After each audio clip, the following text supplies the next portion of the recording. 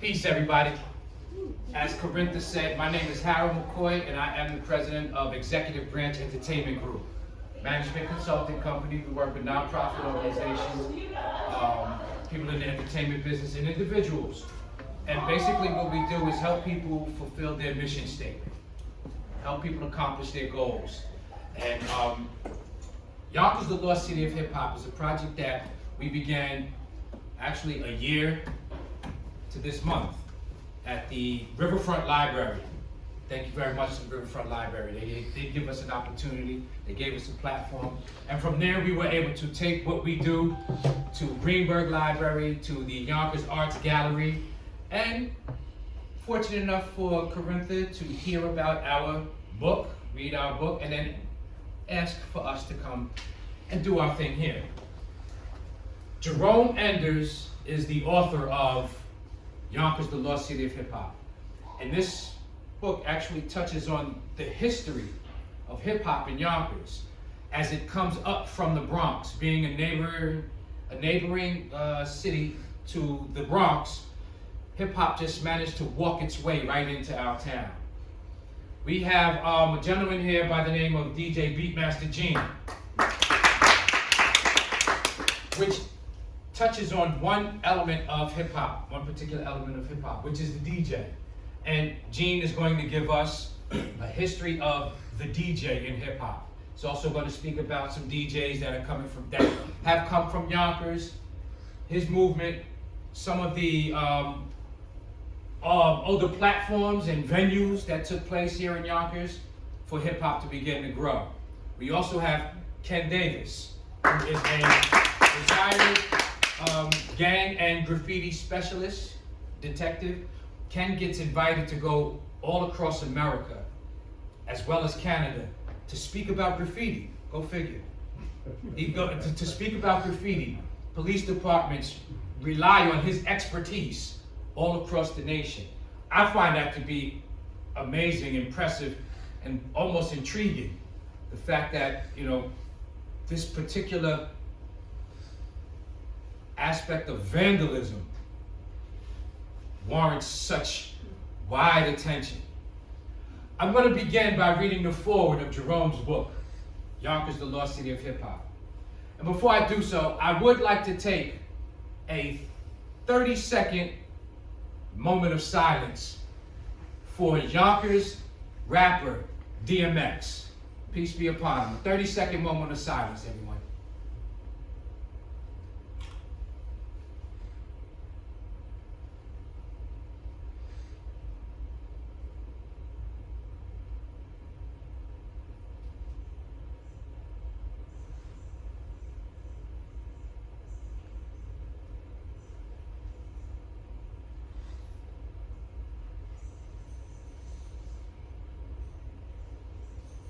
Thank you.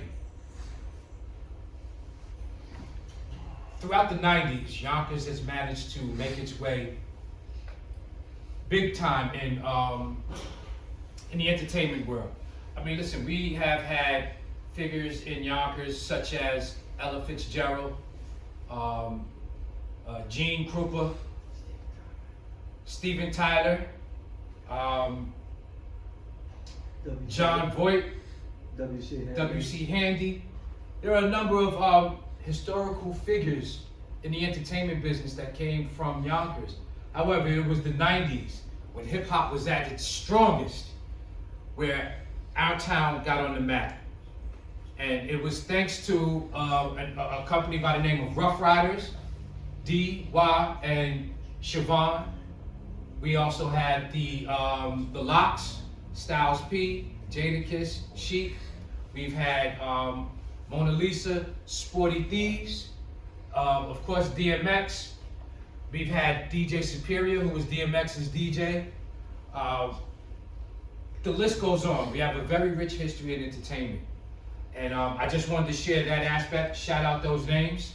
And there's so many others that we can give homage to that actually have either made it or remained underground and still became successful in the business.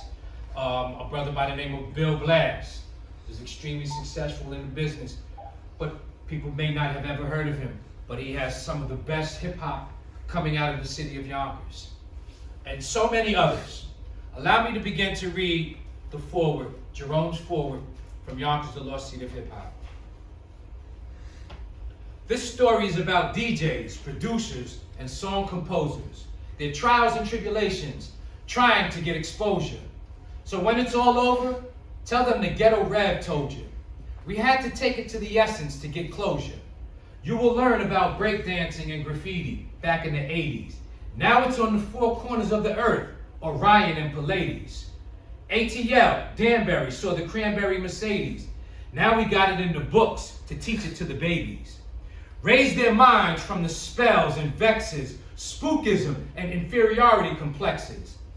Is there miseducation in public schools, or is it ecstasy, weed, and booze? But everyone is seeking elevation, trying to escape the world of indoctrination. Drug busts, narcotics, investigations, artificial stimulation is wrecking our creations. Who am I? The kid to test you, the flower investor from Lower Westchester. I'm in tune, so I gotta lead him. This story is so strong, I gotta spoon feed him. Read carefully and overstand these confessions and jewels to help you survive in the best beast's intestines. I'm going to give you this without the spin or twist. Until the next time, remember this. Some are asleep, some are dozing, some are frozen, and some are chosen. Jerome Enders.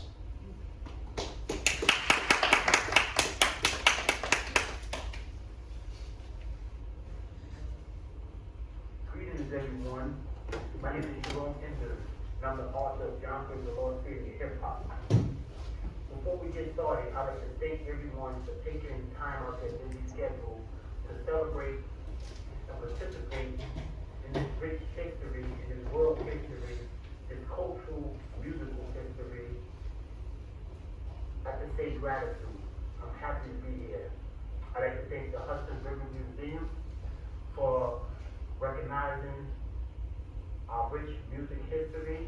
I'm very grateful, and I'm grateful for everybody who recognized, acknowledged, or heard about Yonkers, the lost city of hip hop, and gathered here on this last day of Black History Month to go out with the bang. But before we get started, I'd like to share this video with you to see who you're talking to and what qualifies you. Thank you. Big W, and it's tapes every night. I go home, listen to Raw, write me a couple bars. He was the first. You know, we had X, we had Bill Black, we had Rome. Rome came with his own, he came dropping knowledge, jewels, pain, wisdom, Flows. all of that. You know what I mean? You get paid for this. Let's not pay advertising. This is real talk. This is very influential to my career. I ain't laughing no way. We got a lot to do with the shit you hear me say. Real talk. First one. That being said, I humbly write my story, The Making of a Scribe. It's a continuation of Yonkers, the lost city of hip hop, but the difference is it's specific to me with Kiss and a lot that we talked about. That's what we're going to get now. Yonkers, the lost city of hip hop was a more broad story, but this Making of a Scribe, we're going to get into what Kiss is talk about. We're going to get into that framework, and we're going to get into the reason why I'm able to present to you right now.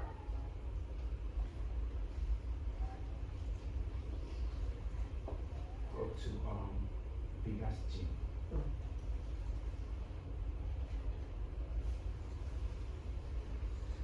It's because I'm remembering. That's for that body. It's lit. Beatmaster Gene is one of those DJs that evolved through the ages. He still keeps crowds on the dance floor to this day. He's one of those vintage DJs that started off using the Gemini mixers with the 1200 technique turntable. the technique used with the paintings on the top. He participated in the rap culture or hip hop culture for over 25 years. Beatmaster Gene was born in the Bronx and moved to Yonkers when he was 9 years old. He learned to DJ from his older brother Kurt, who bought his first DJ equipment from a lawsuit money they received. Beatmaster Gene comes from the era of MC and DJ battles. Let me say that again. Beatmaster Gene comes from the era of MC and DJ battles.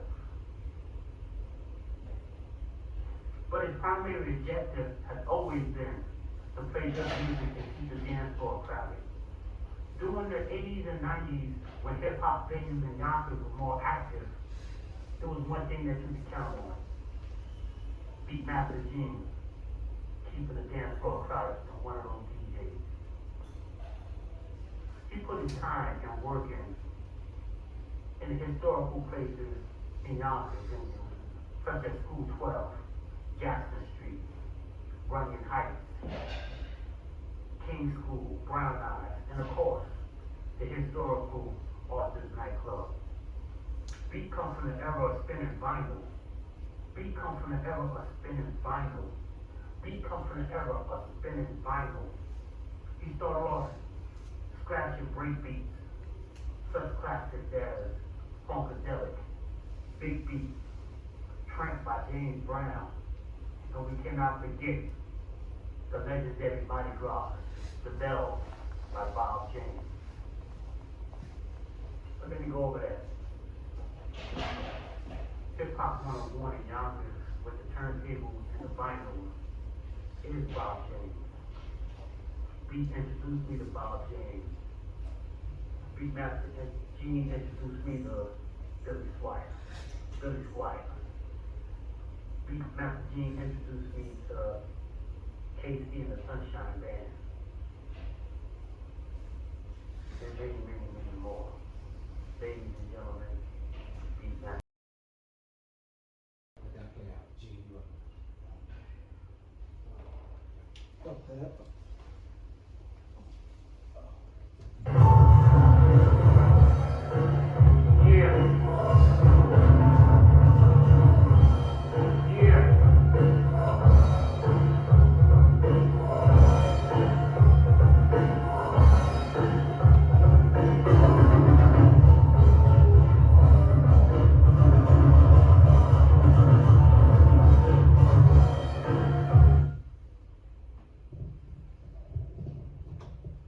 That's it?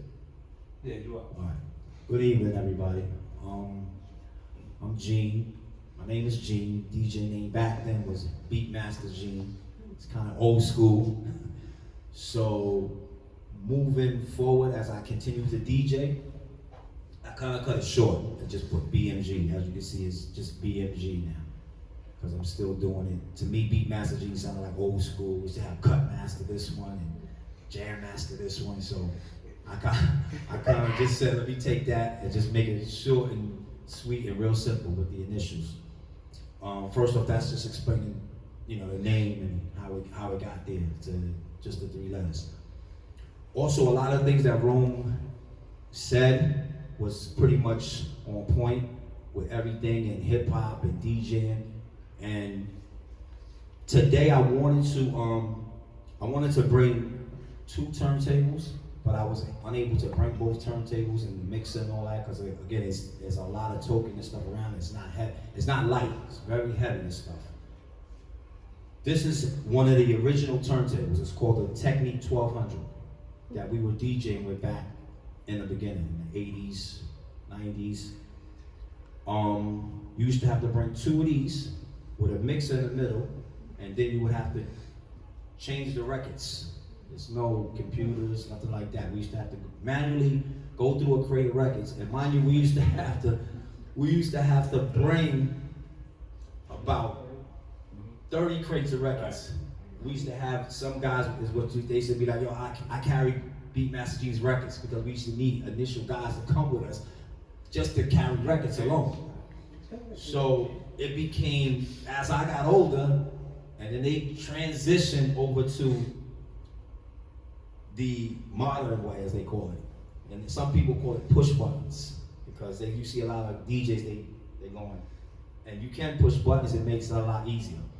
But getting back to the turntables, this was the original way that I don't even think, like, if they didn't transform it into this modern day computers and these controllers, I don't think that a lot of these DJs you see now would be able to do what I did. You know, because it was much more work.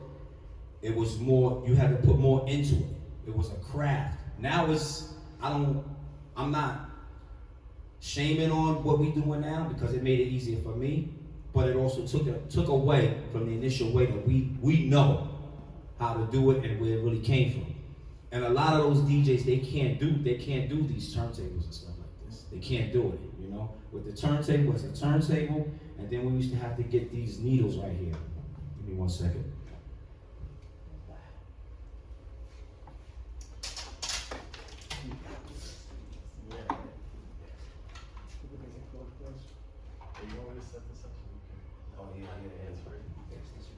Yeah, and these are what we used to have to connect to the turntable, which it goes inside. What?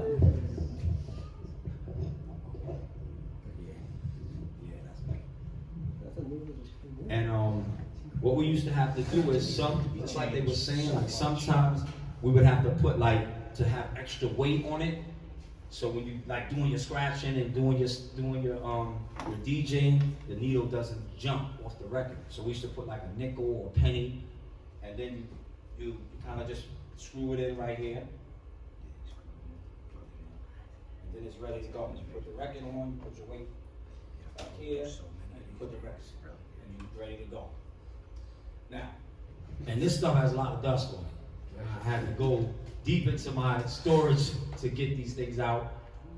Like I said, I wanted to do I wanted to actually give a demonstration with the 2 turntables, the mixer, and actually bring a crate of records. But I ran out of time. I had an event last night, and it was just, I ran short on time.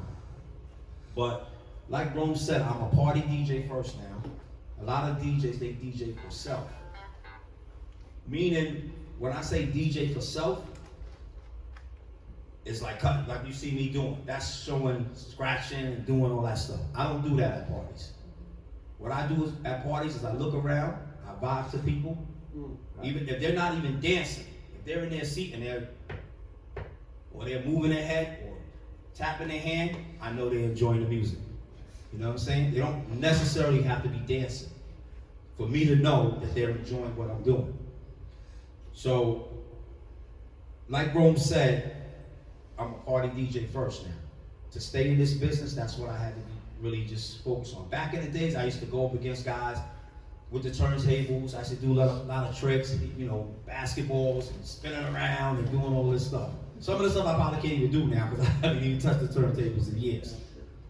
But to give you a brief description now of what we're doing now. Now we go over to nowadays with the computers now. This unit right here is called a controller. They have more than, I would say, like 10 to 12 different models. They have some by Pioneer. They have some by Newmark. They have different brands that you could get. You have to know, like if you're going to be a DJ nowadays, you have to know. A couple of people called me up and like, gee, which controller is the best one? I named out a couple of them. I said, listen, just get the model number, go in, because everybody wants to be a DJ now, which, you know, so be it. Be a DJ, you know what I'm saying? But know what you're getting into. You just can't be a DJ without knowing your craft and knowing your music. In order to know a lot of this music, you have to have experienced some of the things, like from knowing it. You know what I'm saying? You have to have been there to know it. You know what I'm saying? Or have like when I was first starting to DJ, I had like my mother. She used to play a lot of oldies. You know what I'm saying? So I used to listen to like Diana Ross, The Temptations, and you know what I'm saying? I listened to all that old stuff. Curtis Mayfield, Barry White. So I knew music already. And then when my older brother got the lawsuit, he got some equipment. I used to sneak in his room and play around with it until he showed me what to do. So now this right here is the controller. Again, it's pretty much, I can give you this demonstration of how much easier it is now. Like, I'm just gonna do this first. See? I'm just pressing a button.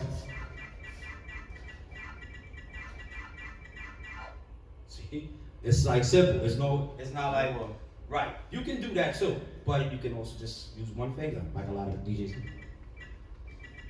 Finger drumming.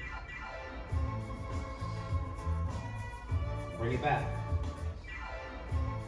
One finger. You see how it's simple. And that's how a lot of people get fooled now. And to me, I'm not upset about it.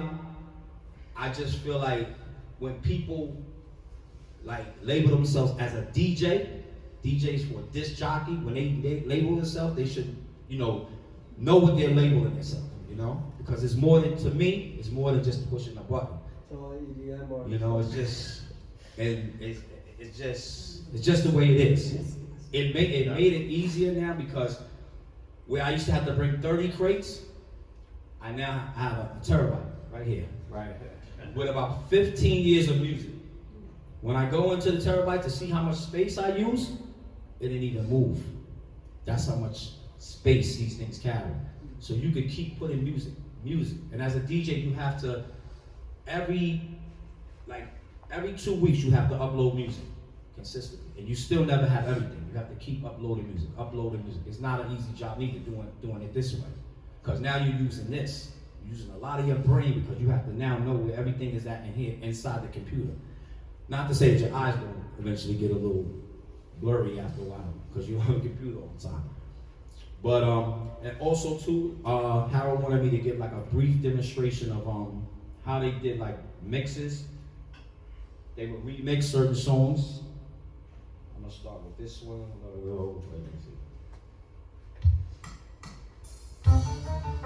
This was a classic by DeBarge.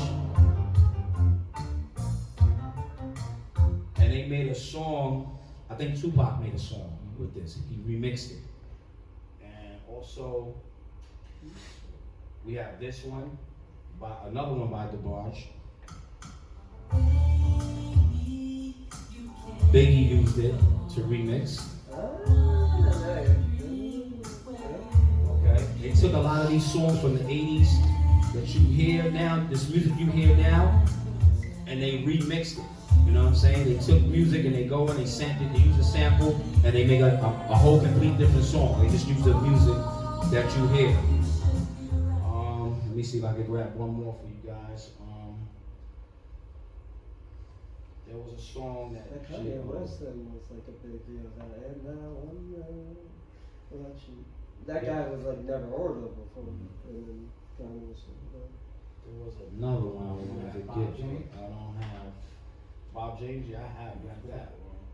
Oh, I wanted this one right here, also a real classic. Diana Ross. If you guys are familiar with this one, this is a classic. I'm gonna let you hear it. Listen.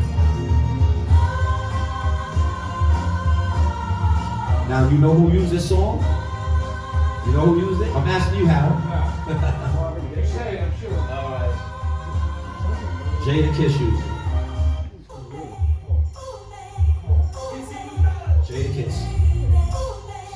If people don't know the history, know where this song, they just know Jada Kiss.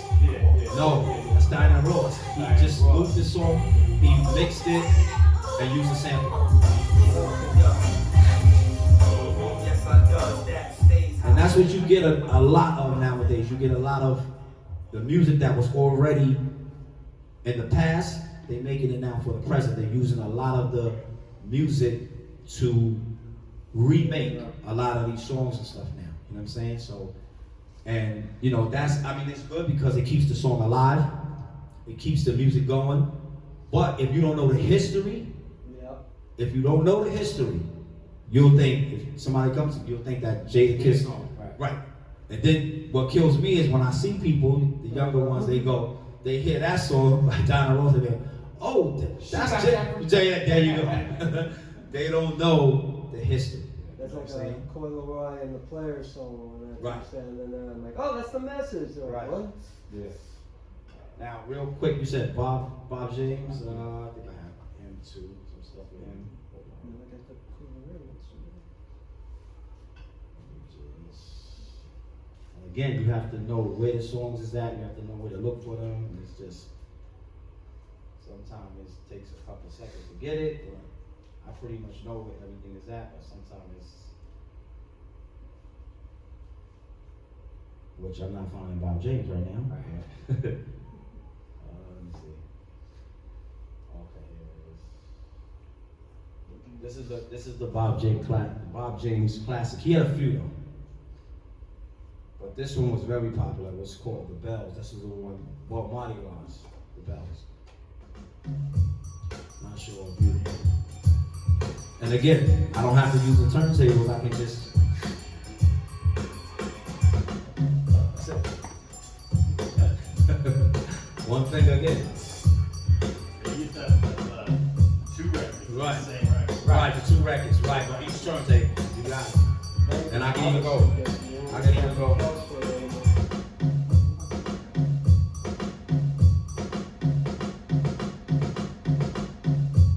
See how simple that is? It's much simpler than 2 turntables and actually doing it. You know, they made it real easy. But that concludes, you know, any questions may have, but that concludes on. That's the best that I can give you on the history, on some history of DJing, and you know where it was then and where it is now. If we could just hold our questions, because we're gonna have a Q&A at the end for Ken and Jeannie. So The graffiti? graffiti writer.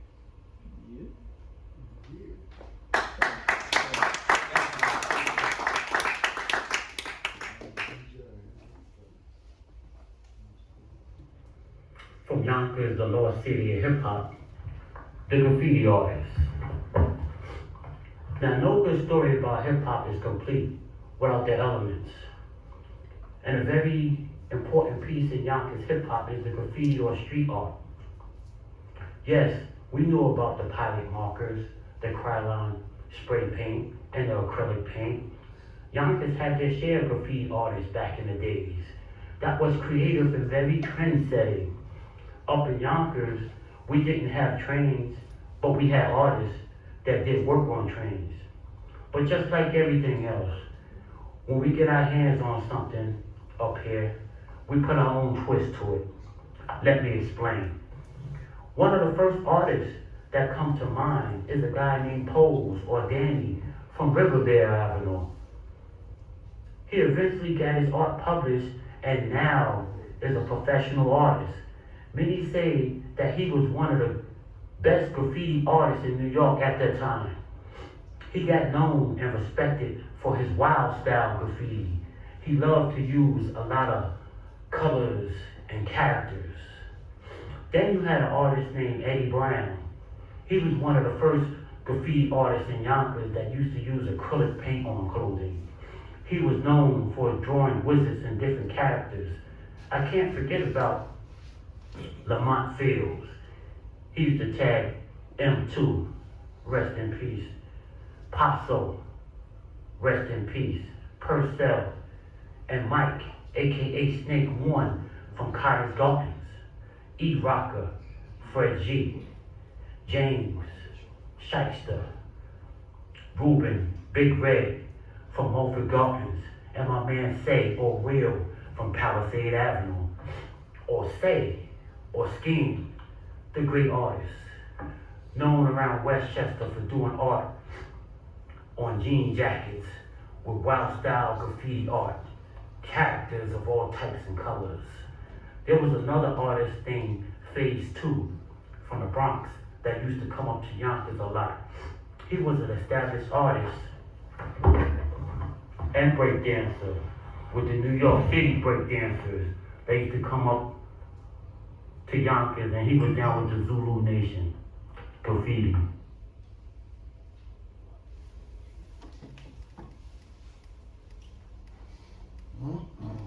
Ladies and gentlemen, introducing Ken Davis.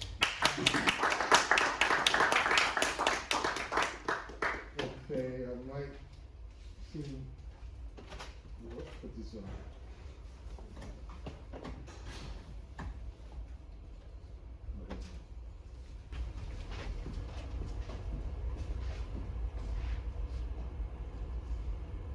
Looking for the show.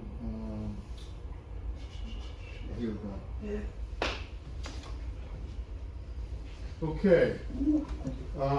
I'm used to my audience being law enforcement. Okay. So what I'm going to do, I'm going to have to tweak this presentation because graffiti exists in two realities. Okay. It exists as vandalism and also exists as art. So what is the difference between vandalism and art? Like I tell, you guys need a mic or No. you can hear me, right? Okay. So what is the difference between vandalism, graffiti vandalism and graffiti art? It's the whole concept of permission. That's all it is. And when I go to the conferences with graffiti investigators all through Canada, West Coast, we have a saying that we're not art critics. Okay, we're not art critics, all we are doing is just bring you in. And one of the things I was able to do,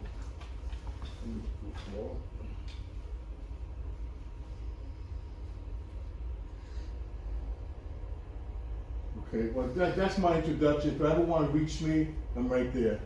Okay, I'm on Instagram, it's Graffiti Identity, and also I'm on LinkedIn. You're going to see more professional. You're going to see a lot of gang stuff and graffiti stuff on that. And there we are. This was one of my cases that, like I said, I'm not going to stay too much into, but I just want you to see the difference. Permission. He has it on his canvas. He got permission to do it. Even if you get a wall, get permission, written permission, it's okay. It's art. And art's in the eyes of the beholder. Okay. Now, when you don't get permission and you start putting it on the truck, that's a whole different ballgame. Okay. This case kind of like took me to a higher level, to where well, that's Obi.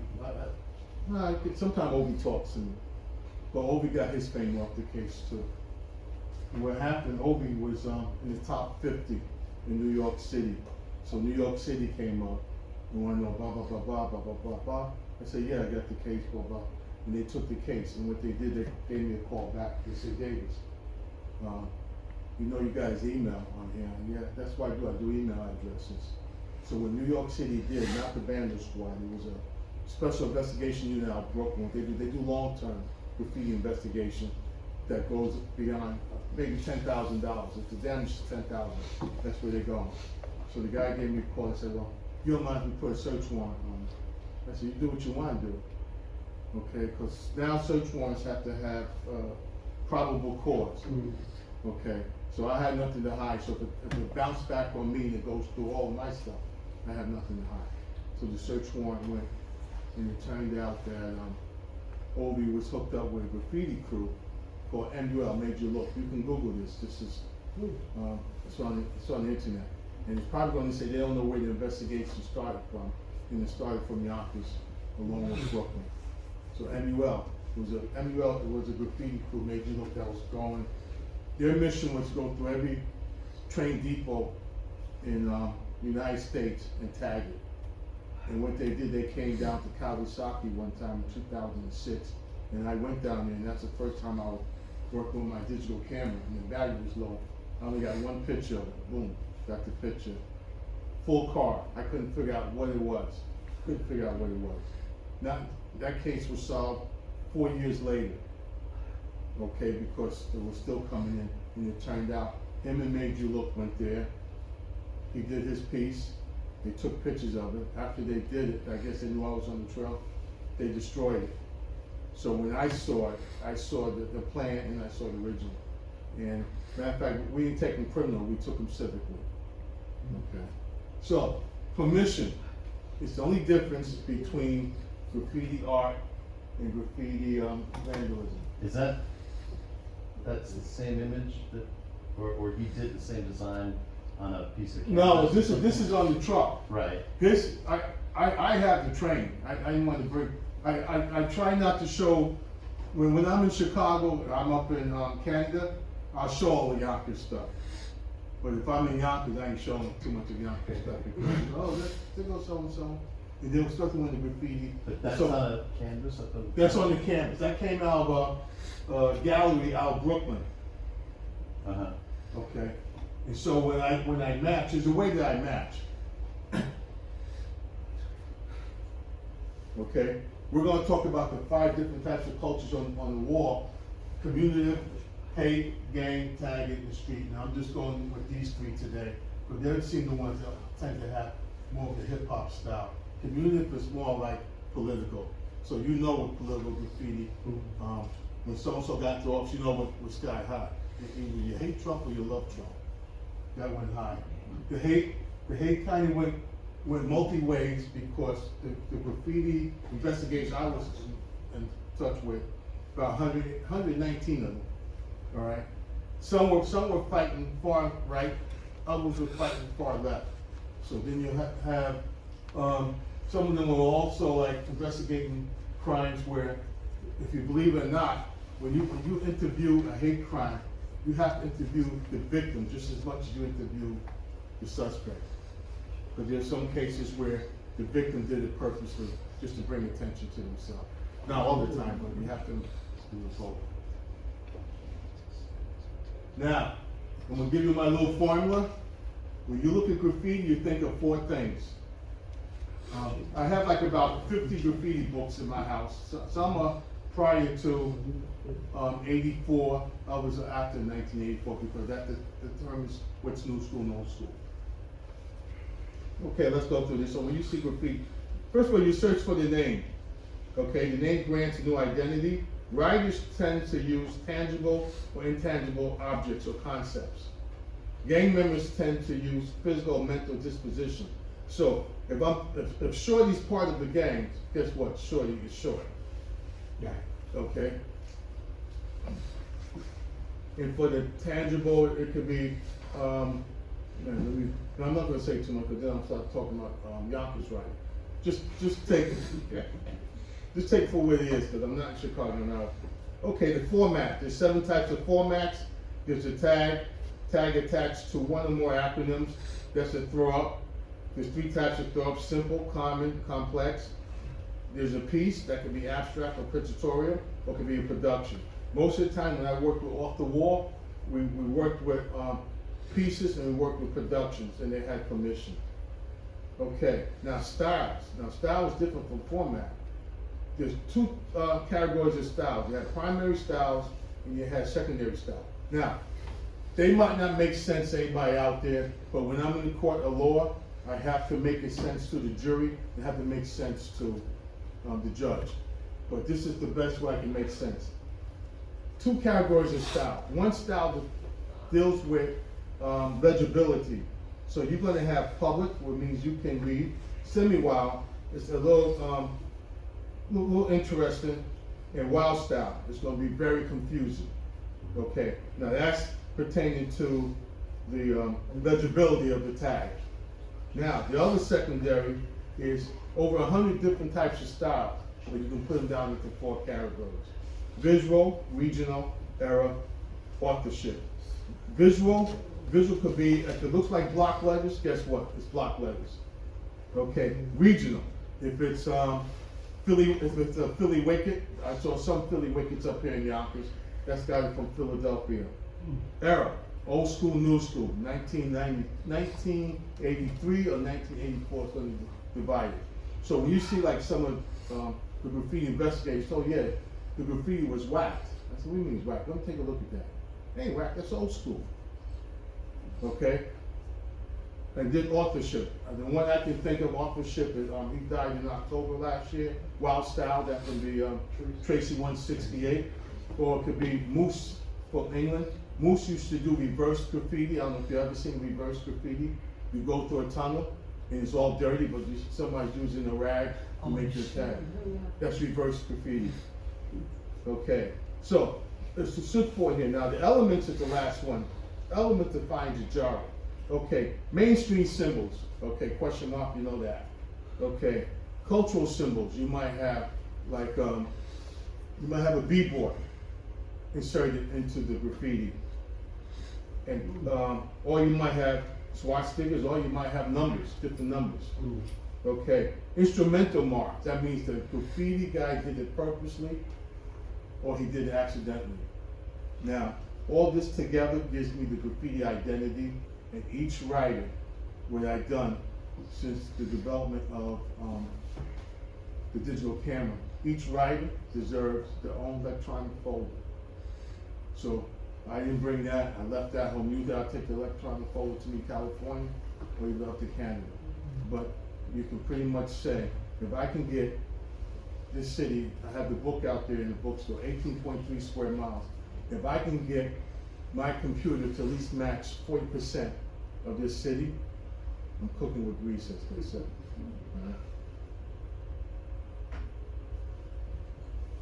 Okay, street gangs, let's go into that real quickly. MG 527, Multiple Gardens, okay? All right, pretty much, this is a roll call. Roll calls, the whole concept of roll calls supposedly started with Mexican gangs, lots of locals, they used to have a scribe inside their gang. Okay, so this is saying in 1997, this is CPG, 1997, these guys were active in the group. Okay, individual writers, shout out to Tracy here. This guy right here, individual writers, they're on their own. They might have somebody else, they might have a lookout. But they can also put some hip hop symbols into it. Matter of fact, this guy did a presentation for me 2 weeks ago. Now he's a cook. Now he does cook. He cooks for people. Oh, the way I found him where is, that's at. huh? I know where that's at. Yeah. The way I found out is I took the picture and I sent it up to my graffiti investigation. 119 of them I collected since I started, and I just sent it up. And unbelievable guy all the way from Portland, Oregon, sent me, because that's his Twitter account. I didn't know that. So graffiti crew. There's something. Okay, they're writer based or they can be artist based. This is one of the graffiti crews that was hitting Yonkers. STO, something original. You can tell there's a female in the middle. This is the first time I saw a female within the crew. But that doesn't mean that females are not in the crew. Ever since the internet came on, you're gonna see more females. Because why? They don't have to sit in the group with men, they can plan their own meetings. Okay, street art. This is Tracy. Hold on to that picture. Okay, this is off the wall. Okay, what we did with Yonkers White Cap, we started a graffiti art program that was sponsored by Yonkers White Cap Youth Service and also the New York State Health Department, because there was a big epidemic of HIV/AIDS during that time. So they gave us like $80,000 a year. Now I had to do this underground. I had no part of this as a police officer. I suggest no police officer should be part of it. But since I went to school to be an art teacher, that was my chance to be an art teacher now. Okay, and then they do the mural. Now, these were all approved, commissioned, and paid. I'll go through them real quickly. That's not up, that's Chicken Island. That's Chicken Island's gone. Okay, that's Babcock. You can see all the hip hop symbols and elements in them.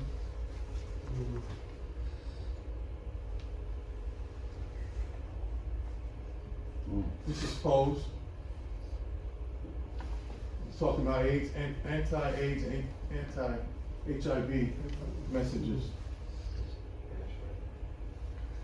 This is on Ashburn.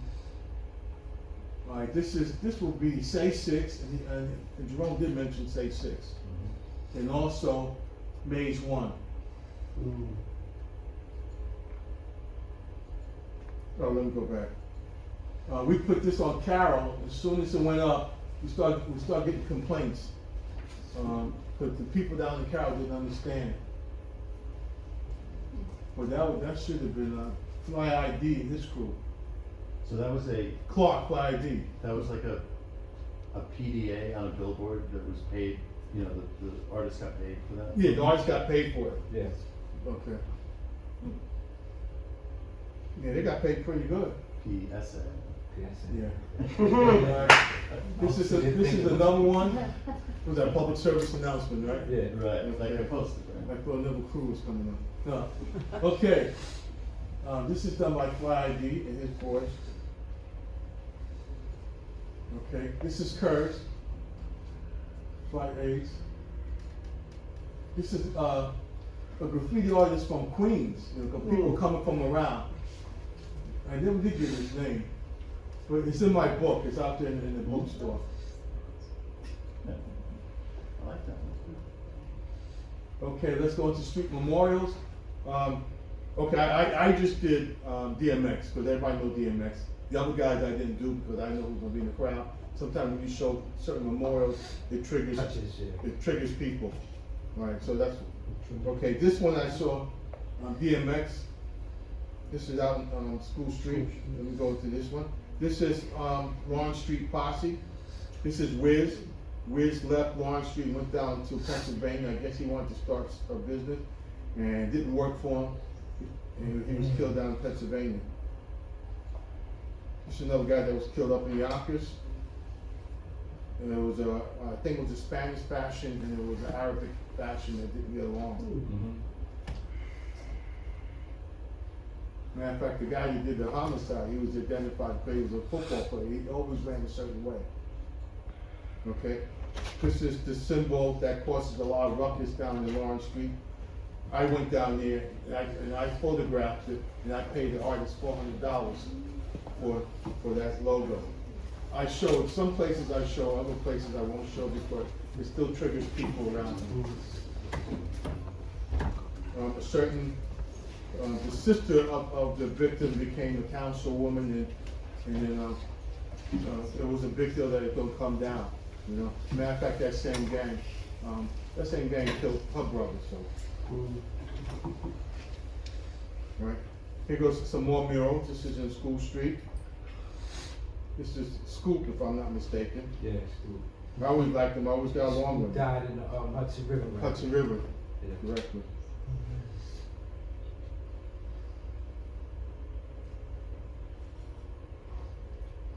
And this is another mural of DMX. This is one down on 125th Street. That's a very simple memorial. That's another thing I do.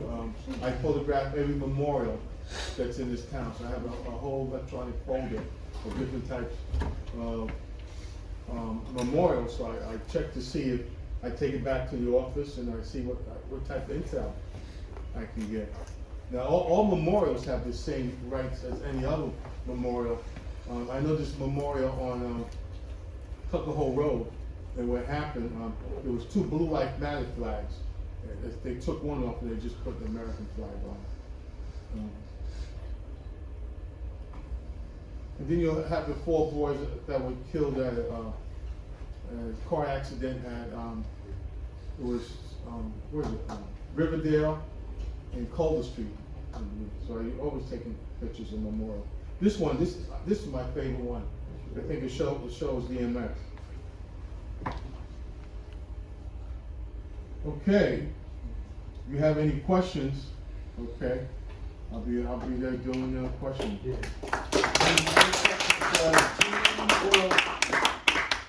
Gene or Ken, any questions? Is your, are you still working for the department? Nah. When you were in full swing, was your job to like track down and arrest graffiti artists? Or it sounds like you're more of a community liaison, you're trying to chill things out. All right, okay. This all branched off from community affairs during the 90s. My son, he's a comedian. He said, "You always have your second birth." My birth as a graffiti specialist and the gang specialist was the 90s. Okay, Lorenzo Paul, God rest his soul. What was going on during the 90s? The politician, the political factor is unbelievable, right? So if we wanted our office, where we were at 36 Rapper Street, if I wanted my office, I better go out there and get it. You wanted. If I wanted my office, I better go out there and get it, because The whole thing for graffiti ban was unbelievable. It was crazy.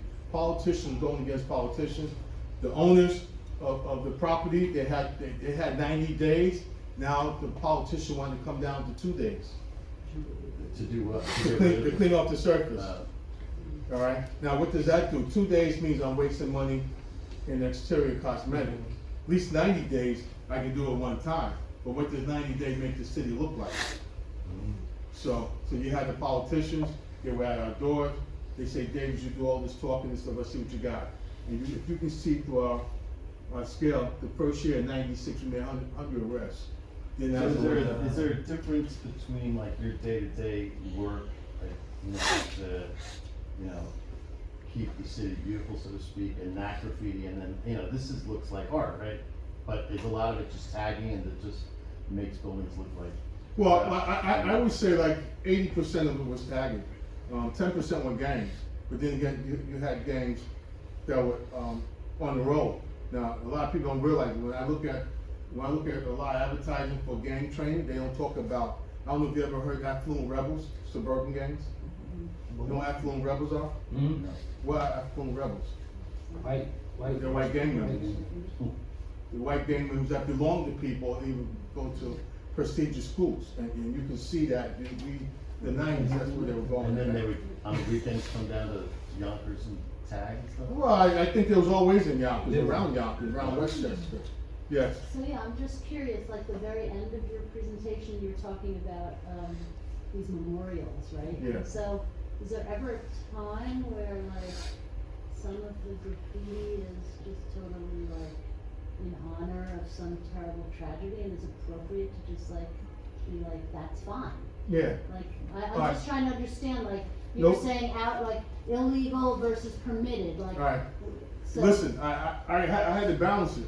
Yeah, Balance it, vandalism, yeah. art. Well, the ones that you were showing at the end, were they left up? I mean, that one- Well, now that's coming to another thing now. Yes. Now, I was gonna say, one of the pictures you showed up there, the one that's in Harlem, myself and Victoria were involved in creating that, and another artist named Blase from Yonkers. And we were given permission, and we were given a commission to do that from, The DMX.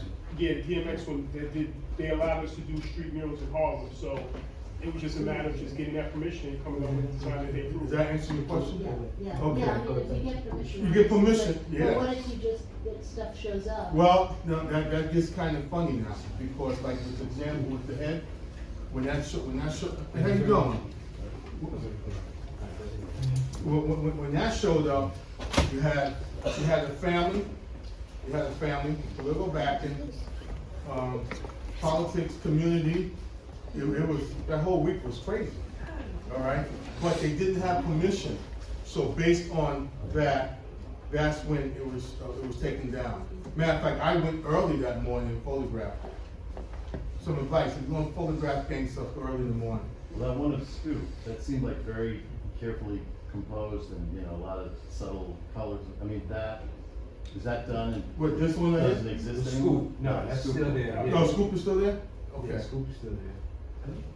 Now this one, They actually redid that. There was another one of Scoop and then they redid it. That's the second version of that Scoop. now sometime a gang member will have a graffiti artist, a commission of graffiti artists to do it. That doesn't mean the graffiti artist go get permission from the property owners.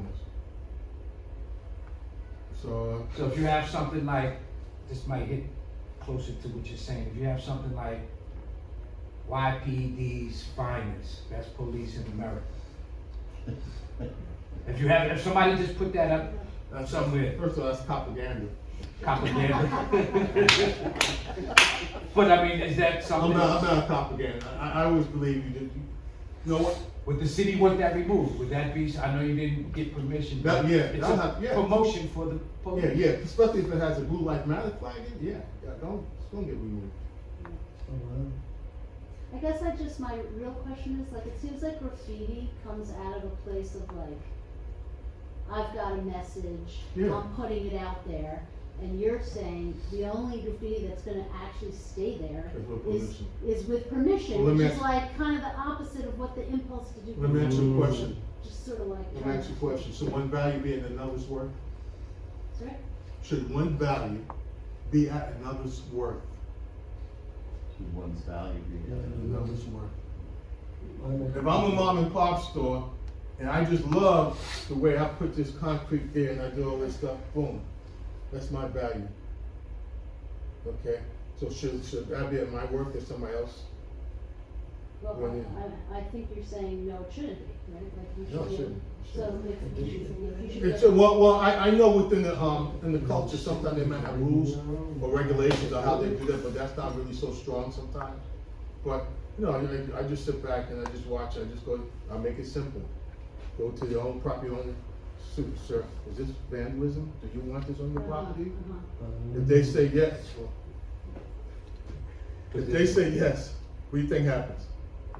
You gotta pay for that. Code enforcement comes around the next day. Then, has charges them, or? Oh, I didn't say. That's advertising, that's advertising. Yes, advertisement. And besides, in this town, we want you to remove graffiti, so. Can you tell them about the pizza guy? That's Yes. still on the Bronx River. Yeah. Well, you know what? The pizza guy, I don't worry about. He's like the watermelon man a Right. decade ago. Listen, if the property owners don't make a police report, when I go after graffiti writer or anybody, I have, you see those westerns when you form the posse? When you form the posse, you gotta have that paper in your hand. If I don't have that paper in my hand, I'm not going after you. So I don't know what's going on with that, because I don't know if the police made a report or what's going on with it. But I know one thing is still up. If there's no police report, you should be sitting around the code enforcement. But that's not me. I'm retired. Well, who is the pizza, what is that? The what? Yeah, Pizza yeah, man, what is that? The slice? Yeah. Let them know about the, Oh, the pizza slice. Oh, some guy going around and putting pizza slices on restaurants, Italian restaurants, or pizza places. With tagging them? Tagging, yeah. he draws a slice of pizza. Sort of slice. And that guy's a stay, is that okay? It's still there. They got to have permission, if not, if the city wants, That's not my job anymore. Yeah. Yes, sir. I guess the question I have for both DJ and graffiti, in this epic time of 50 years of hip hop, where do you see both elements going in the future based upon your Oh, journey? your turn, bro. Everything now you see is going to computers, so it's gonna go probably just still with computers, but maybe something more. They're trying to make it easier. AI, Yeah, so You just have a robot. right. You think So, you think that's a the question that we have to all exist, sit back and wait and see. Well, How yeah, do we you know, how do we preserve the essence of it with all of these? Well, one thing I see from my point of view, I understand myself now that if I'm going to be expressive, I have to start learning more rappers. This is the first time I got hit so much with hip hop. I tell you the truth, I never knew anything about hip hop until this year. And the reason why I say I get the art aspect to where permission and that, but what's going on now is when you can use your rap to convict you on your character, or if it matches the crime scene. And I get it. And I get it. If it's by the book, go for it. Because there was this one rapper, I have to learn rappers, I apologize. There's one rapper, I think he put in his song that his girlfriend or wife brought him a block, right? So now the street crime down there, gang unit down there is on point. So he goes through a stop sign, they pull him over. So now they're looking for this block because he's on parole, or probation, right? So they find the block in the glove compartment and they place him under arrest. Okay, now for that to come out good, you need to pay for a lawyer. I can't see where legal aid is going to help you anywhere with that, because I'm trying to get them to adjust themselves to it. So it was very interesting. Yes. I have a question. I mean, I came in late, so, I apologize, but is graffiti synonymous with hip hop? You know what? From what I read, I would say no. From what I read, the newspaper was the one that put graffiti along with hip hop. But I think, but for me, I believe that graffiti is just an art form. And because it came around the same time that hip hop emerged, people put them together. It always been there. Right, but I'm just But I saying, think like, with I hip-hop, feel like it- it's its own separate Okay, entity. It doesn't yeah. have anything necessarily like to do breakdance. Okay, with but, hip hop. but hip hop gave graffiti the concept of drawings Who really and creates the pieces trash? and production. Well, I think hip hop emphasized and put in their videos the graffiti, so they amplified the art. But the art, I feel, already existed prior to. So hip hop artists helped it along necessarily, Okay. but I don't feel like, I feel like they're separate Well, entities. Am I correct? Because I mean, there's other graffiti Well, artists. you have to talk to hip hop. Well, I'm asking graffiti artists, But yeah. like old school graffiti artists who are from the I started spray time, painting in '83, right? and I would definitely say that there was a synergy of cultural expression. yes. It was, everyone was doing their own thing, but Right. there was a level of acceptance in what we were doing. So I would say that the term graffiti was given by an authority. Mm-hmm. You know, graffiti, the writers, that's what we call ourselves, writers. What are you, a writer? What do you write? This is what I write. Graffiti was the kind of the broad stroke to Right. kind of put everybody in the same box. But I think that culturally speaking, the term hip hop is what was given to put everybody in a box. But growing up in the Bronx, it was what we were doing to express ourselves when we weren't given permission to express ourselves. Right. We were breaking the rules. We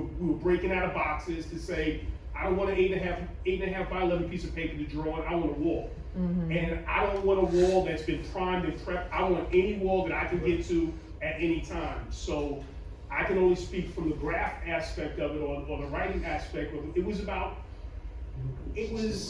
rebel. It was rebellion. It wasn't getting permission. So I understand that as a muralist myself today, permission is the only thing I would do. But in essence, the beginnings was let's break the rules. Right. So, but that, when you talk about writing on walls, we can go back to hieroglyphs. So Exactly. yeah, so it's nothing new. Right. I think that in this day and age and in this space, it was what was being done to express yourself without permission from authorities. And when you call yourself a writer, does that mean you're that means you don't do like murals or pictures? Writer means that you do everything, but you're not putting the tag of graffiti on yourself. So Tracy 168 was a writer, so the foundation of graph was your writer. And it encompassed tags, it encompassed throw-ups, it encompassed, wild style pieces, old cards and everything. So, but once again, when the larger culture or the dominant culture or the authoritative culture begins to define what others are doing, it gets kind of sticky, because if you're a rebel, you're not going to put that label on yourself just because they say it. So, Like Scal Peace would tell me, that's just academia stuff. But do you have a problem with the term graffiti? no, I'm grown now, so it's like, I would say also too, why, I wouldn't say synonymous to speak to the young lady's question. I wouldn't necessarily say synonymous as much as I would say, you take like K Slay was a graffiti writer and a DJ. It was the times of the people in that neighborhood, of all of the things they did at that time, made up what they call the culture of hip hop. You had rappers who they called it the elements of hip hop. All of these things make up hip hop. So graffiti, also fashion, certain fashion. The shoes, we wore British Walker shoes. We had a name graffitied on the back, and some of these people, they DJ'd, they wrote graffiti. Some of them, I saw a documentary by Nas for Mass Appeal, and he was speaking on how the big time drug dealer named Kenneth Supreme McGriff, and his brother Prince from out of Queens, these big time drug dealers, at that time, this is what was going on. You had people who were of the same, lived in the same building, same floor, they all grew up together, Head Start, kindergarten, they all grew up. Some of them went down this path, some of them went down this path, but they all knew each other. So you take like Dapper Dan, who was a fashion icon in the 80s, and drug dealers would go and get their clothes made from this fashion designer. Rappers started going to this fashion designer because that's where the drug dealers were getting, so they had this fashion. So the whole street culture is what became hip hop. My theory, the whole street way of living became hip hop. But I know when I was doing Off the Wall, there was, when DMX used to come around, and he had his book and he was talking. Then also guys were interested in clothing, design clothing, how to make clothing and so forth. Right. But because I did Off the Wall, I got a look into it. But I couldn't separate, what I was doing as a police officer. All right? Have you ever solved any crimes? Have any crimes ever been solved as a result of your graffiti? Yeah. Matter of fact, I go to the library now. I do what Cat Woods, I go get my receipts. The homicides I played, apartment. Can you give us an example of one? You know what Stu Leonard is? Okay, Stu Leonard's back in the 90s was all woods. Abandoned house there. The emergency unit goes out there to practice entry teams. At that time, I came out of the task force before they developed all this stuff. Okay, so I go out there and they secure in the basement and find the skeleton in the basement with clothes on. Right? So next thing I know, I get a call. Community Fred Davis come up here, there's all graffiti all around. Right? So I go up there and I photograph the graffiti. I was in the report. Now, my supervisor and his other supervisor got to argument because you gotta realize when you have all these things, who's gonna pay for this? Or who's gonna put the slip in? All right. Well, I knew Frank for a long time because I was task force. I said, look, concentrate two areas in Yonkers. Concentrate Linden Street or you concentrate on Lake Avenue. And sure enough, 3 months later, it's Lake Avenue. Because of the graffiti? Well, listen, no, I'm just telling you, it was an isolated spot, right? So whoever knew it, right, knew where that place was at. So when they go out there and they do graffiti, right, I was able to get 2 locations, right? They might put Lake Avenue or they might put Linden Street. They would put certain symbols there that was synonymous with the certain areas. Right? So you're talking about solving this. So you're saying there's a connection? Yeah, well, let me finish, I can tell you. Turns out that there was this woman and this guy. They were dating each other. All right? He dumps the woman. The woman gets pissed off and tells the cousins. All right? The cousins say, okay, you bring him to an isolated spot. And this is from Lake Avenue. Isolated spot, and we'll take care of it, and that's what happened. So the killers were from Lake Avenue area. That's number 1. Number 2, the woman come down the stairs on Mulberry Street. She's 90 years old. She's holding a pocketbook. Guy grabs the pocketbook, runs. The woman won't let go. She gets dragged down the stairs. She goes to the hospital. She dies like 4 days later, 5 days later. Right? So now they gotta go find out who this guy is. So they're going around. They're gonna find out. And Johnny, or we call Johnny Alexander, detective. We came on together.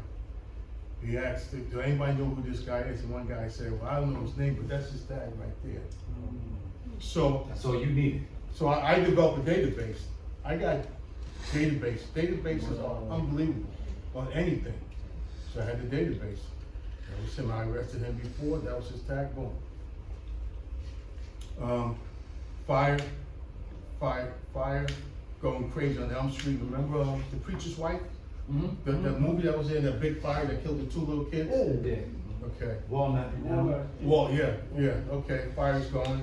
Matter of fact, I'm working uniform, so I'm working that fire. Right? So during the end of the fire, the 2 detectives come up to me and said, okay, you know anything about so-and-so? I said, what are you talking about? He gave me the graffiti writer's name. I said, yeah, so-and-so, blah, blah, blah, so-and-so. Turns out they were in the basement. Supposedly they were paid to start the fire. Then it turned out that they didn't go through. If you go to the 90s database, you see all these there. And it turned out that was the first time they did 2 at 1 trial. You know, that was Trez and Vaughn. Does your database also include tattoos? Nah, I draw the line. Okay. I draw the line, and I can't do everything. I know there's databases in other law enforcement that has tattoos. Well, the databases I was using, it's the ones I developed, or either, I got turned on to unbelievable, Google it was unbelievable. I did Google it, the mini search engines, graffiti arrest, graffiti search warrant, graffiti this, graffiti that, graffiti that, graffiti that. So every time I come next day, there's a whole bunch of stuff in my inbox. And one time I saw, oh my goodness, this tag is on the wall before you go to Stu Leonard's. And it was the police up in I think up by Massachusetts. So I called them up. They did a search warrant. They sent me all the evidence. Boom, boom, boom, boom. I rented this thing. The guy's on probation. I go down to see his probation officer, 161. He's sitting there, and I said, look, I know this is your tag. I'm not going to take you criminally, but you're on probation. What I'm going to do is just give you a summons, right? And he took the summons, right? About a month later, the probation officer called me and said, you tricked me, blah, blah, blah, blah. Right. I said, I didn't know that he violated his probation. I didn't know he violated his probation. So I said, you know what? Pick a side. But certain things like that, now they're trying to bring it back up. They're trying to bring it back up for the investigation. But because I guess I was an art teacher, I kind of got into it. I mean, I went to school to be an art teacher around St. Vincent, so you never had a chance. But see you guys later. But all I'm doing, I'm giving you the law enforcement part of it. I believe that there's a aesthetic value to each of the tags. I believe it, and I use aesthetic value to get into. One time if you look at newspaper, you look me up, you're gonna see I lost the case. I didn't lose the case. But what happened? New York City gang expert cannot tell if Neo is the one, right? We ain't talking about the Matrix. There's another Neo. There's 3 Neos. So in other words, when I do a database, I have to identify who's have the same tag.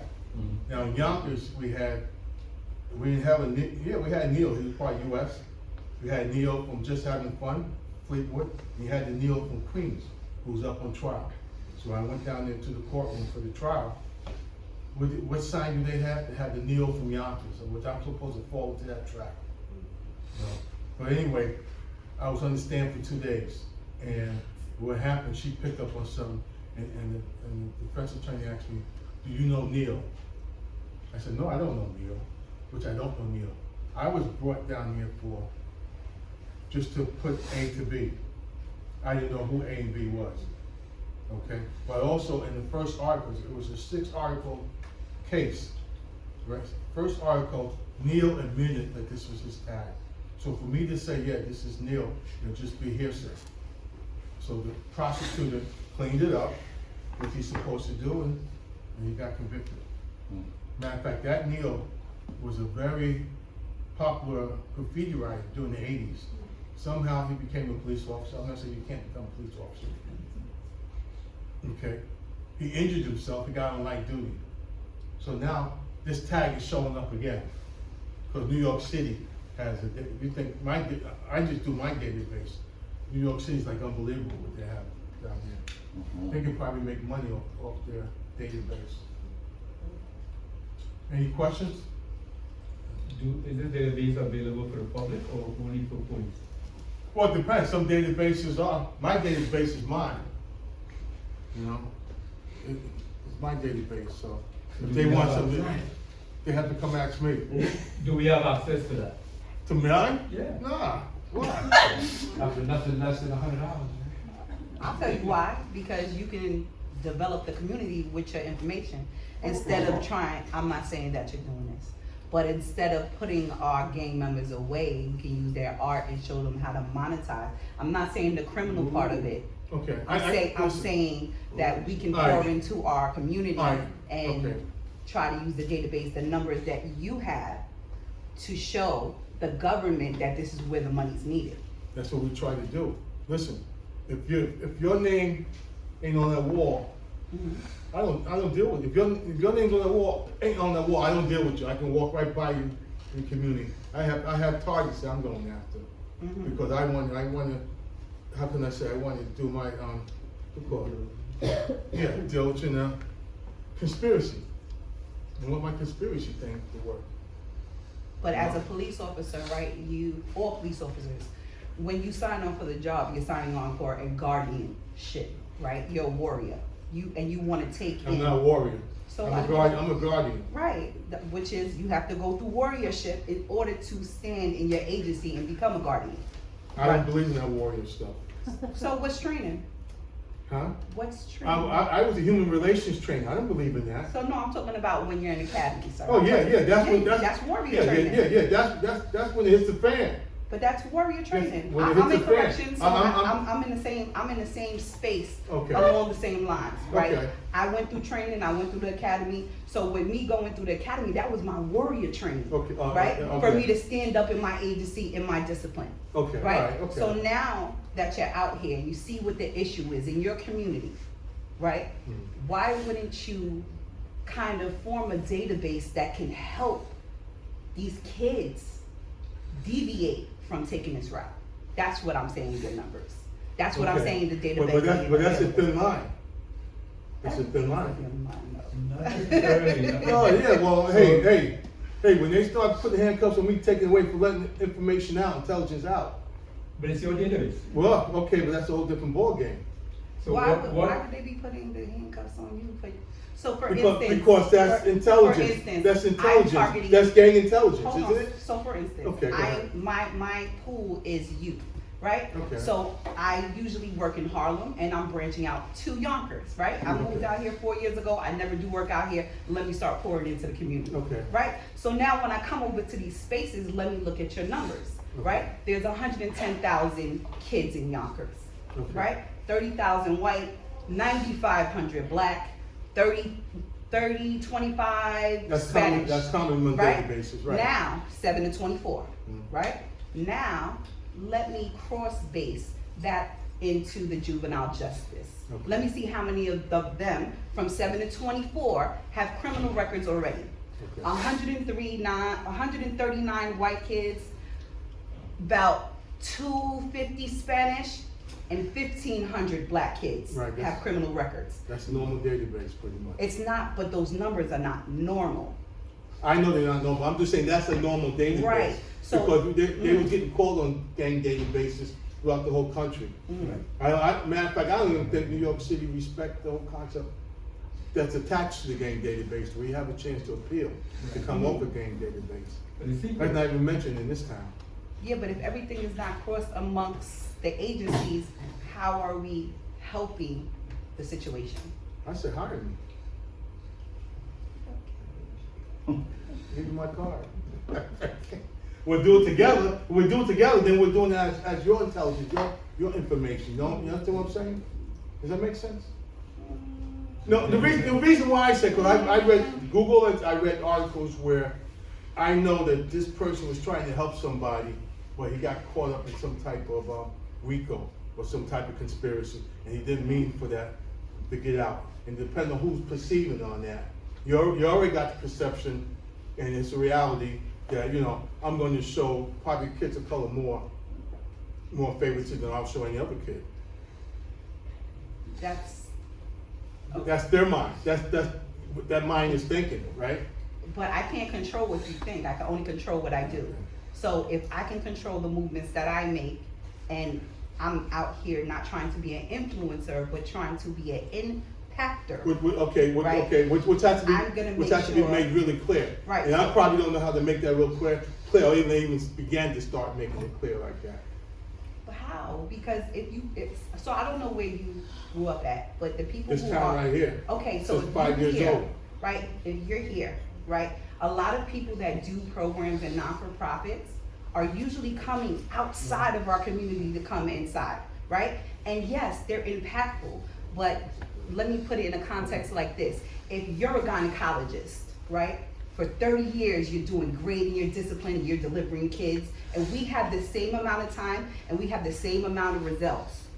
You still won't be able to penetrate the situation the way I can because I can give birth. Right. You understand what I mean? And that's I the do. same thing Okay. with our communities.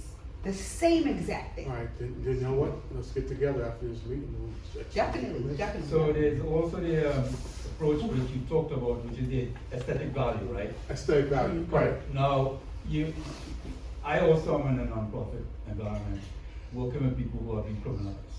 Okay. If you look at, I have been trying to get him to learn graffiti. I have no idea what it is. But the way I look at it is, if you can show a relationship, right, to certain areas with the graffiti, with the lack of economic development, like the raping of our country, our community, but also, there's also another way of actually showing that these people went to prison for these choices, and you can actually bring that to the high schools and take them into an understanding of where their choices could make a difference. I have a program at the YWCA, and it's a program where kids are learning, not kids, they're adults, and some of them, the young adults. I brought you to talk there, right? And what I do, the program is called graffiti, and it's graffiti education. Okay. Okay. So what I do, I introduce this graffiti right here. And what did that give me? That gives me, there's a whole, how can I say, behavior thing going on in there, in that group. Right. Okay. Now inside the gang, they call it the 3 R's. Anybody ever heard of the 3 R's? Respect, reputation. If that doesn't work, what happens? Retaliation. It's intensified. I had that. We all had that in us. I mean, there was somebody kind of told me a week back. I said, "Nah, I can't. I got a mortgage. I can't. Blah blah blah blah. I got that. They're trying to disrespect me, right? But it's intensified in that group. Right. So what I do, at that group, we talked about the 3 R's. In my new book, I put 2 more R's. What do you think those are? Race and resource. Race and resource is a very serious problem. Mm-hmm. So when you're talking about a group of people, all right, rather it's a gang or graffiti crew or individual, respect, reputation, retaliation, race, and resource. And it's intensified. It's intensified in that group. So when you start talking to people about that, then they come around. Mm-hmm. So I do use the graffiti because it gets their attention. This is an attention grabber. So that's just again, I'm not a researcher. I just work with people.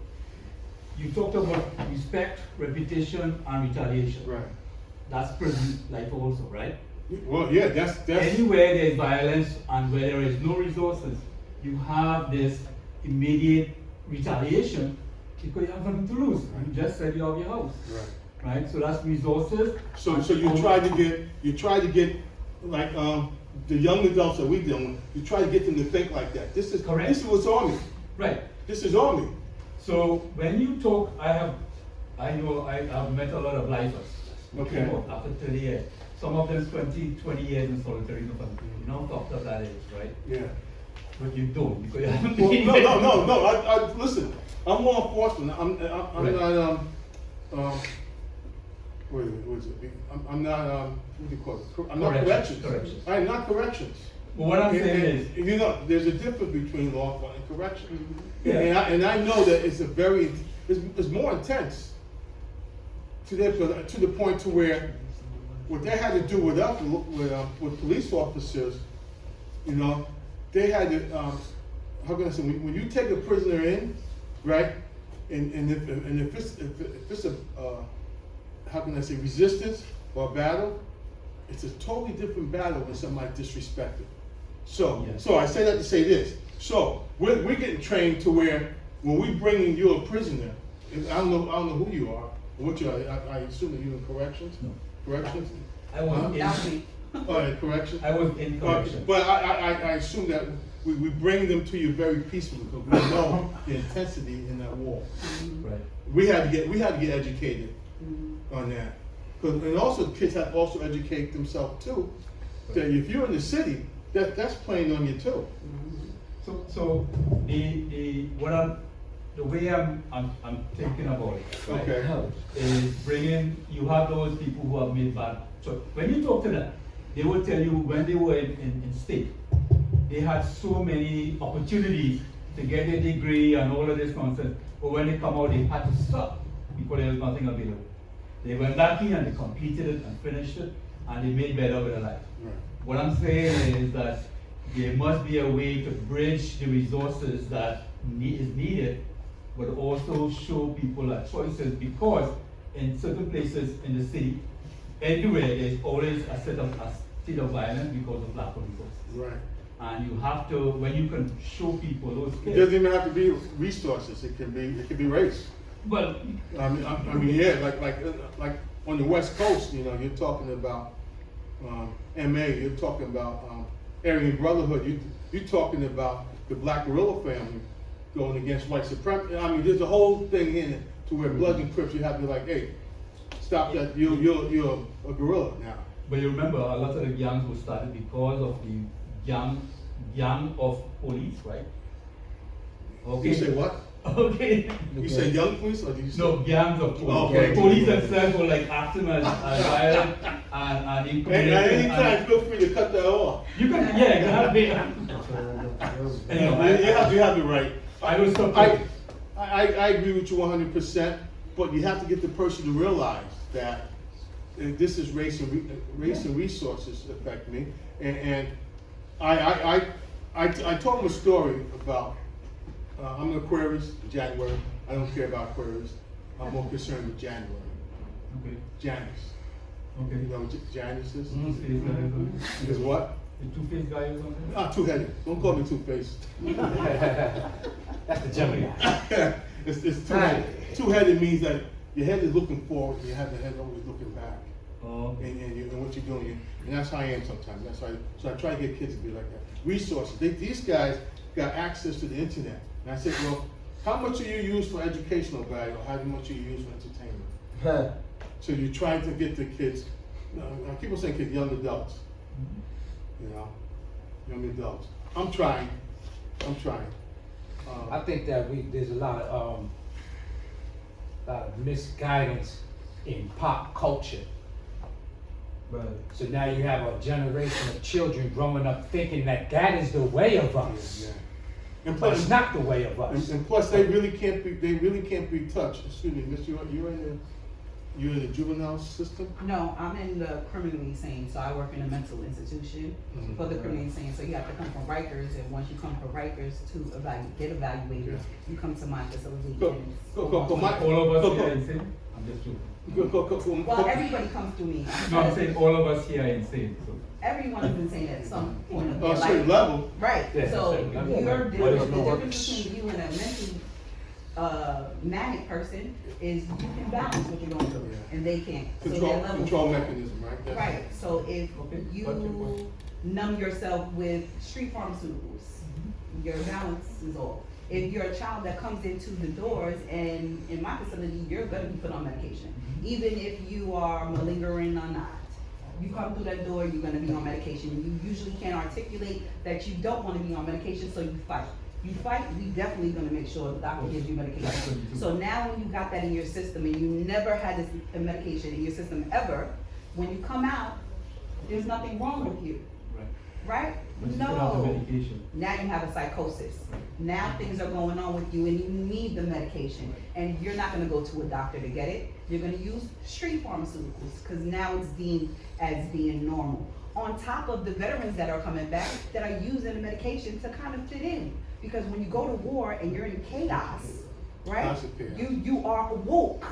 And our society is not a woke society. So when you're coming back from war and you're trying to fit in to this unwoke society, you can't balance. So you reach to drugs. And it begins a cycle that most of our population is stuck in. Now I want to talk about something about graffiti I didn't mention. A lot of people don't realize that there's a drug problem. Very rarely do you see graffiti writers that don't have a drug problem. I didn't know that. That doesn't have alcoholic problem. Maybe. Graffiti saved my life. If it wasn't for graffiti, I'll be on drugs. That's what you always hear. You don't see the other part where, okay, like I said, I talked about, I did Google it.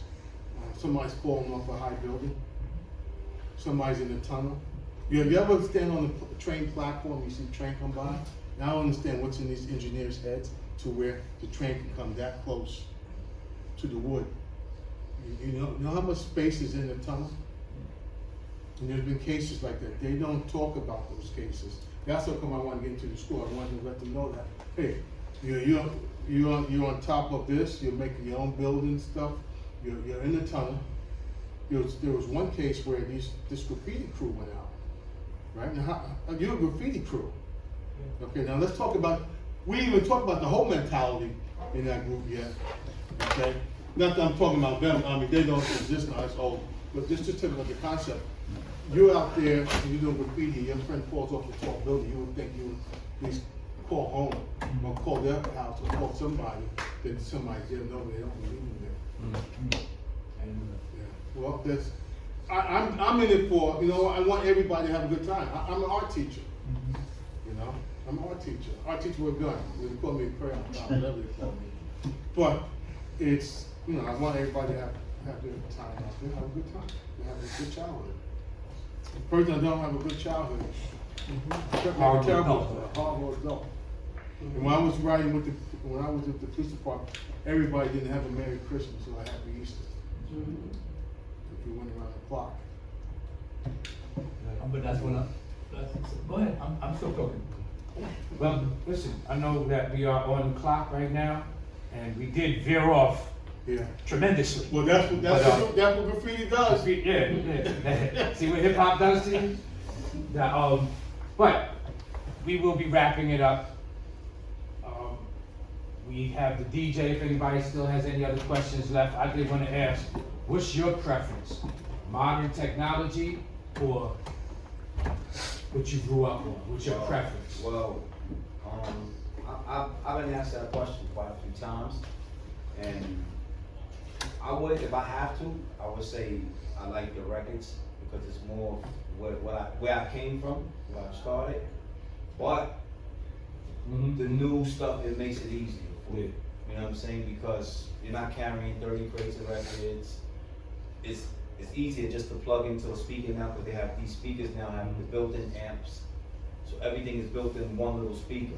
Instead of you bringing not only 30 crates of records, you would have to bring an amp with a crossover, an equalizer. You have to hook all of that stuff up. Now the controller and those speakers have everything all built in. It's 1, 2, 3. It's put a wire here, put a wire there, and you're up and running. So answering your question, I would have to go with the new stuff now because it's like the old stuff is outdated now. Yeah, but it makes life harder. Just make it easy. Right. Good. Do you know any DJs that quit because they didn't want to get into the new stuff? Wow. She gives you money. Wow. Yes. And I actually have a couple of DJ friends that I call that was in that era, and I try to encourage them on. To them, they hold their name. When you talk about computers and hard drives, they get all freaked out. Like, oh, computers, hard drive. Well, what do I have to do with that? And they ask a lot of questions. And I also helped a couple of DJs. Transition. So do you find that kids are liking the old stuff these days, or it's all new stuff that you have to, or are they going back to, more melodic, Motown-y kind of things? You see me in terms of music-wise? Yeah. It's a mix. It's a mixture. Do you play like drill and the really hardcore kind of stuff, or that's just... I play it on the hip hop now. Yeah. I play it like if I have a certain teenage parties that are really crazy. I did a Sweet 16. I was lost. Yeah. The music, they had to give me a playlist of what they wanted. And I'm in the record group, so I get a lot of stuff that's edited. You have to edit it first. You have to, there's a lot of music that they listen to that's way different. The younger crowd, they'll listen to a song for like maybe a minute, and then you gotta switch to something else. They'll dance for a minute, and then you have to switch it to something else. They'll dance for the other minute again, and they'll pop it down. Then you have to continue, it's a whole different style of DJing when you're DJing for the younger crowd. Wow. So I've experienced it all. Staying in the game of it, I've experienced a little bit of it all. But I would prefer, my preference is sticking to my 90s and old school. Yeah. But I can't do it all. All right, everybody. Can I just say one thing? Yes. Look at what the artists are writing on the wall. Respect artwork and buildings, no tags. Ooh. So He was paid to put that there. Right. All right. Thank you. Write it down long enough, you memorize it. All right, everyone, so I'd like to thank everybody for coming out. This actually turned out to be a pretty decent crowd. And we started out with one person. But again, thanks for everybody for coming out. If Gene, you have any questions for the audience? Ken, you good? I'm good. Corintha, Christian, you guys good? Again, thanks for coming out. Yonkers, the Lost City of Hip Hop. Executive Branch Entertainment Group.